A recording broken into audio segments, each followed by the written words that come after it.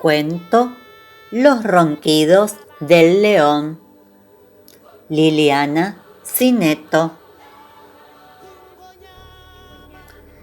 En la selva, cuando llega la noche y el cielo se pone negro, negro, y se asoma la luna redonda y plateada entre los árboles, a todos les da un poco de sueño. Entonces los elefantes enrollan su trompa.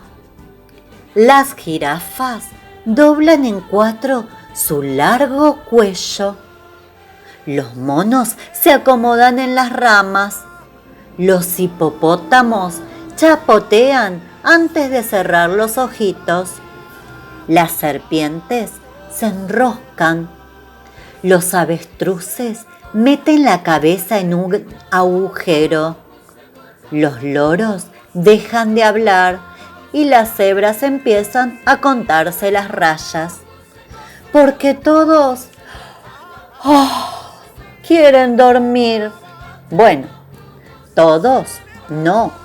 Hay 2 o 3 bichos a los que les gusta más andar de noche porque no hace tanto calor y porque nadie los pisa.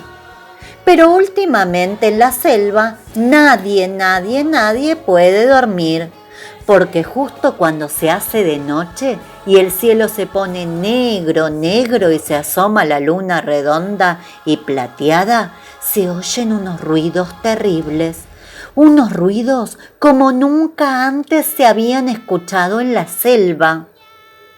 Unos ruidos tan fuertes que despiertan a todos. Son los ronquidos del león. Y aunque todos se tapan las orejas, aunque el león le suene en la nariz, o mejor dicho, el hocico, aunque le den tecito con miel para la garganta, aunque lo pongan boca arriba, boca abajo, de costado, el león sigue roncando como loco. Por eso, cuando llega la noche y el cielo se pone negro, negro, y se asoma la luna redonda y plateada entre los árboles, nadie puede dormir en la selva. Bueno, nadie, no.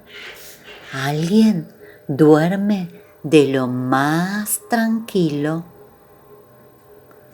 El león. El león.